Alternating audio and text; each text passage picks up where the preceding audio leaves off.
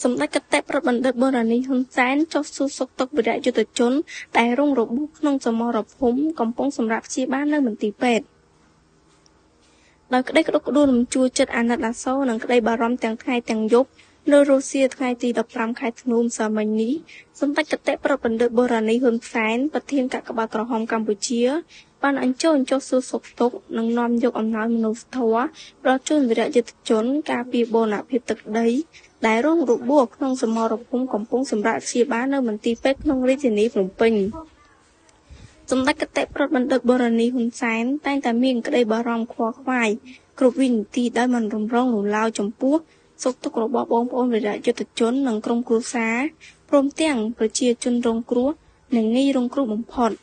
ដែលកំពុងជួបប្រទះនៅទុក្ខលំបាកព្រោះថាទុក្ខលំបាករបស់បងប្អូនប្រជាពលរដ្ឋទាំងអស់គឺជាទុក្ខលំបាកផ្ទាល់របស់សម្ដេចកតេប្របណ្ឌិតបូរនីហ៊ុនសែនក៏ដូចជាថ្នាក់ដឹកនាំនិងគ្រប់លំដាប់ថ្នាក់ស្ថិតក្នុងក្តីក្តុកក្តួលនេះសម្ដេចកតេប្របណ្ឌិតបាននៅនាំពាក្យប្រារិបណ្ដាំ5ផ្ញើ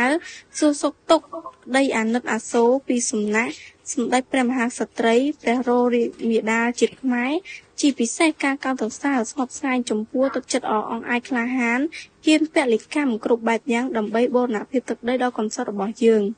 និងសូមជូនពរវីរៈកតបយុទ្ធគ្រប់រូបសូមឆាប់ជាសះស្បើយឡើងវិញវីរយុទ្ធជនទាំងអស់និងក្រុមគ្រួសារមានក្តីរំភើបអបរពមានិងបានថ្លែងអំណរអគុណយ៉ាងជ្រាលជ្រៅបំផុតចំពោះសម្ដេចកតេប្របណ្ឌិតបូរនីហ៊ុនសែនដែលជាមេដាមនុស្សធម៌តែងតែគិតគូរពីសុខទុក្ខនិងលើកទឹកចិត្តនិងផ្ដល់ក្តីសង្ឃឹមដ៏ធំធេងរបស់ប្រជាជនគ្រប់រូបនិងសូមប្រសិទ្ធពរក្នុងសម្ដេចប្របណ្ឌិត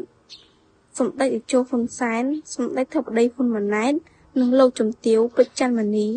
ព្រមទាំងថ្នាក់ដឹកនាំគ្រប់ថ្នាក់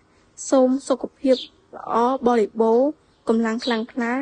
ជនមាយុយឺនយូរដើម្បីជាម្លប់ដ៏កក់ក្ដៅប្រជាជនកម្ពុជាជាដរាប